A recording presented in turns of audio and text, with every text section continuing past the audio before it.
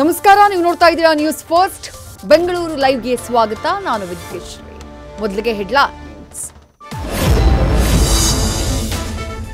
PU ಓದಿದ್ದ ಪತ್ನಿಗೆ degree ಓದಿಸಿ ಕೆಲಸಕ್ಕೆ ಕಳುಹಿಸಿದ್ದ ಪತಿ, ದಂಪತಿ ಮಧ್ಯೆ ಎಂಟ್ರಿಯಾಗಿ ಮಾಜಿ ಕುಲಸಚಿವರ ಕಿತಾಪತಿ. 2 ದಶಕದ ದಾಂಪತ್ಯಕ್ಕೆ ದೋಖಾ, ಆತ್ಮಹತ್ಯೆ ಮಾಡಿಕೊಂಡ ಗಂಡ.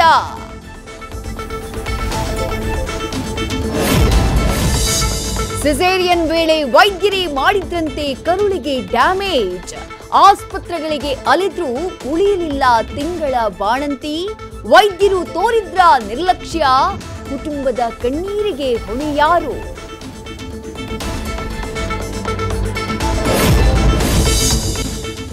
ಸಂಭ್ರಮದ ಸೀಮಂತ, ಕಂದನ ನಗುವಿಗಾಗಿ ಕಾದಿದ್ದ ಅಮ್ಮ. ಕರುಳ ಕುಡಿಯನ್ನ ಎತ್ತಿ ಆಡಿಸಬೇಕಿದ್ದ ಜೀವವೇ ಈಗಿಲ್ಲ. ಬಾಣಂತಿಯರ ಈ ಮರಣ ಮೃದಂಗ ನಿಲ್ಲೋದ್ಯಾವಾಗ?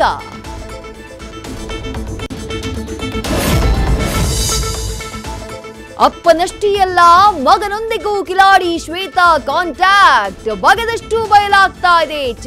ಚಿನ್ನ ಅಂದವಳ ದೋಖಾ ಕೇಸ್. 2 ಬಾರಿ ನೋಟಿಸ್ ಕೊಟ್ಟರು ವಿಚಾರಣೆಗೆ ಚಕ್ಕರ್ ಹಾಕಿದ Varthur Prakash. Christmas new year ಸಂಭ್ರಮಕ್ಕೆ ಶುರು ಕೌಂಟ್ ಡೌನ್. ಸೇಫ್ಟಿ ಪ್ರಿಕಾಷನ್ಸ್ ಬಗ್ಗೆ ಗೃಹ ಸಚಿವ ಪರಮೇಶ್ವರ್ ಮಾಡಿದ್ರು ಮೀಟಿಂಗ್. ಬಾಲ ಬಿಚ್ಚಿದ್ರೆ ಕ್ರಮ ಗ್ಯಾರಂಟಿ ಅಂತ ಕೊಟ್ರು ವಾರ್ನಿಂಗ್.